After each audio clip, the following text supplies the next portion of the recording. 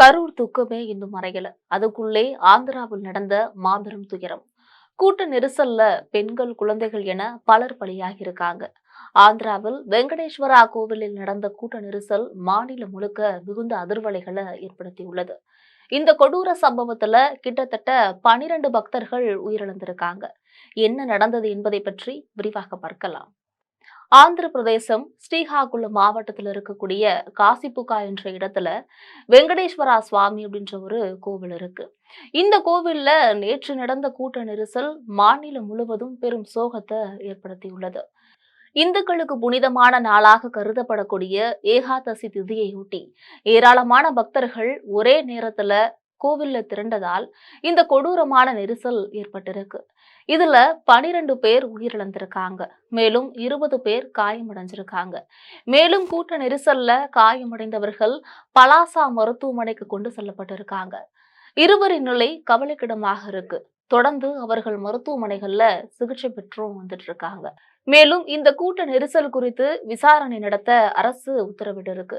முதற்கட்ட விசாரணையில இறந்தவர்களில் சின்னம்மா, விஜயா, நீலிமா, யசோதா, ராஜேஸ்வரி, ரூபா, நிகில், பிருந்தாவதி மற்றும் அமுலு என போலீசார் அடையாளம் கண்டுபிடிச்சிருக்காங்க. நேற்று காலை கிட்டத்தட்ட 11:45 மணிக்கு இந்த கோர சம்பவம் நடந்ததாக போலீசார் தரப்புல தெரிவிச்சிருக்காங்க. 7 பேர் சம்பவ இடத்திலேயே பரிதாபமாக இருந்திருக்காங்க. 2 பேர் மருத்துவமனையில இருந்திருக்காங்க அப்படின்னு அதிகாரிகள் தெரிவிச்சிருக்காங்க. இந்த சம்பவம் குறித்து வீடியோ வெளியிட்டிருக்கக்கூடிய ஆந்திர பிரதேச அறநிலைத்துறை அமைச்சர் அனம் ராமநாராயண ரெட்டி, காசிப்புக்கா நகர் ஸ்ரீ வெங்கடேஸ்வர சுவாமி கோவில் அரசோட கட்டுப்பாட்டுல இல்ல, அது தனியாருக்கு சொந்தமானது. அரிமுகுத் பாண்டா என்ற நபர் தன்னுடைய சொந்த நிதியில 12 ஏக்கர் நிலத்துல இந்த கோயில கட்டியிருக்காரு. ஏகாதசி என்பதாலும் சனிக்கிழமை என்பதாலும் ஏராளமான பக்தர்கள் ஸ்ரீ வெங்கடேஸ்வர சுவாமி கோவிலுக்கு வந்திருக்காங்க. 2000 பக்தர்கள் முதல் 3000 பக்தர்கள் வரை மட்டுமே சமாளிக்கக்கூடிய திறன் கொண்டதுதான் இந்த கோயில். ஆனால் அதற்கேற்ப ஏற்பாடுகள் மேற்கொள்ளப்படவில்லை. அரசு நிர்வாகத்துக்கும் தெரிவிக்கப்படவில்லை. இதுதான் விபத்துக்கு முழுமுதல் காரணம்னு சொல்லியிருக்காரு. இந்த நிலையில ஆந்திர அரசாங்கம் வெளியிட்டிருக்கக்கூடிய அறிக்கையில 20க்கும் மேற்பட்ட பக்தர்கள் காயமடைந்ததாக அதிகாரிகள் தெரிவித்தனர். உண்மையில் ஏகாதசி நாளில் பக்தர்கள் அதிக எண்ணிக்கையில வருவார்கள் என்பது எங்களுக்கு தெரியும். அதற்கேற்ப ஏற்பாடுகள் செய்யப்பட வேண்டும். ஆனால் ஏற்பாட்டாளர்கள் அதை பொருட்படுத்தவில்லை என்று தெரிகிறது. ஏகாதசி ஏற்பாடுகளுக்கு எந்த அனுமதியும் எடுக்கப்படவில்லை என்றும் அரசாங்கம் அறிவிச்சிருக்காங்க. இன்னும் மோசமான விஷயம் என்னவென்றால், கோவிலுக்கு சென்று தரிசனம் செய்ய ஒரே ஒரு வரிசை மட்டுமே இருந்திருக்கு. கடவுளை பார்க்க ஒரே ஒரு நுழைவாயிலும், கடவுளை பார்த்த பிறகு வெளியேற ஒரே ஒரு வழியும் மட்டுமே இருந்திருக்கு. 25,000 பக்தர்கள் கோவிலுக்கு வந்ததும் இந்த விபத்துக்கு ஒரு காரணமாக தெரிகிறது. கோவிலில் கட்டுமான பணிகள் இன்னும் தொடர்ந்து நடைபெற்ற வண்ணம்தான் இருக்கு. ஏகாதசி காரணமாக பக்தர்கள் அதிக அளவுல வந்தாலும் பணிகள் நிறுத்தப்படாமல் தொடர்வதும் இதற்கு ஒரு காரணம் என்று அங்க இருக்கக்கூடிய பக்தர்கள் கூறிக்கிட்டு இருக்காங்க. கட்டுமான பணிகள் நடைபெற்றுக் கொண்டிருந்த இடத்துல கூட்ட நெரிசல் ஏற்பட்டதாக தெரிகிறது. கட்டுமான பணிகள் நிறுத்தப்பட்டு உள்ளே செல்வதற்கும் வெளியேறுவதற்கும் தனித்தனி வரிசைகள் ஒதுக்கப்பட்டிருந்தால் இந்த துயர சம்பவம் நடந்திருக்காது அப்படின்னு பாதிக்கப்பட்ட குடும்பத்தினர் குற்றம் சாட்டிட்டு இருக்காங்க. நுழைவு மற்றும் வெளியேறக்கூடிய வழிகள் ஒரே மாதிரியாக இருக்கும்போது எவ்வளவு கவனமாக இருக்க. ஆனால் அங்கே நிறைய அலட்சியம் இருந்துள்ளது. பக்தர்கள் தரிசனத்திற்கு செல்லும் போது படிக்கட்டுகளும் சேதமடைந்திருக்கு. அப்போது பக்தர்கள் ஒருவரை ஒருவர் தள்ளிக் கொள்ளும் போது சேதமடைந்த படிக்கட்டுகள் திடீரென்று உடைந்து விழுந்திருக்கு. 3000 பேர் வருவார்கள் என்று அவர்கள் நினைத்தார்கள். ஆனால் 25,000 பேர் வந்தார்கள். அப்படியானால் ஏற்பாட்டாளர்கள் உடனடியாக நடவடிக்கை எடுத்திருக்க வேண்டும். மேலும் பக்தர்களின் கூட்டத்தை தடுக்க எல்லா இடங்களிலும் கயிறுகள் அமைக்கப்பட வேண்டும். ஆனால் கோவிலில் அத்தகைய முன்கூட்டிய நடவடிக்கைகள் எதுவும் எடுக்கப்படவில்லை. எதிர்பார்த்ததை விட அதிகமான மக்கள் வரும்போது ஏற்பாட்டாளர்கள் என்ன செய்ய வேண்டும்? ஏதாவது தவறு நடந்தால் அவர்கள் போலீஸை அழைக்க வேண்டும். ஆனால் அப்படி எதுவும் நடக்கவில்லை. ஏற்பாட்டாளர்கள் 3000 என்று மதிப்பிட்டனர். ஆனால் அங்கு வந்தது 25,000 பேர்.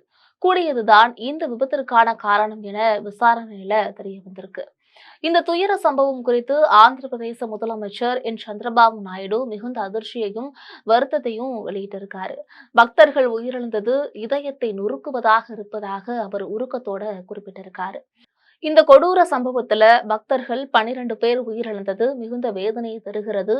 உயிரிழந்தவர்களின் குடும்பங்களுக்கு என்னுடைய ஆழ்ந்த இரங்கலை தெரிவித்துக் கொள்கிறேன் அப்படின்னு கூறியிருக்காரு. அவர் உடனடியாக அதிகாரிகளுக்கு உத்தரவு ஒன்று பிறப்பிச்சிருக்காரு. என்னன்னா, இந்த சம்பவத்துல காயமடைந்தவர்களுக்கு விரைவாகவும் அதே நேரத்துல சரியான மருத்துவ முறையிலும் சிகிச்சை அளிக்கப்பட வேண்டும் அப்படின்னு அதிகாரிகளுக்கு அறிவுறுத்தியிருக்காரு.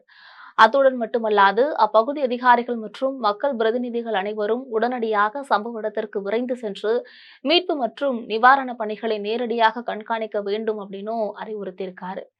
சந்திரபாபு நாயுடுவின் மகனும் அமைச்சரவையில அமைச்சருமான நாரா லோகேஷ் அவர்களும் இந்த உயிரிழப்புகளுக்கு தன்னுடைய ஆழ்ந்த வருத்தத்தை தெரிவிச்சிருக்காரு.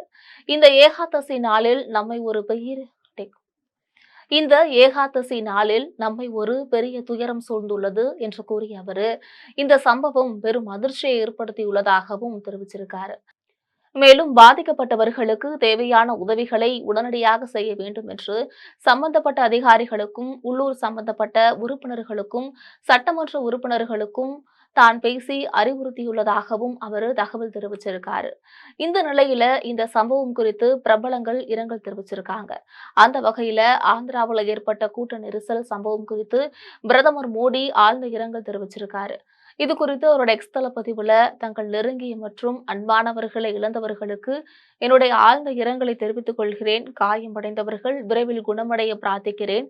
உயிரிழந்தவர்களின் குடும்பத்தினருக்கு ரூபாய் 2 லட்சமும் காயமடைந்தவர்களுக்கு ரூபாய் 50,000மும் நிவாரணம் வழங்குவதாக நான் அறிவிக்கிறேன் அப்படின்னும் பிரதமர் கூறியிருக்காரு.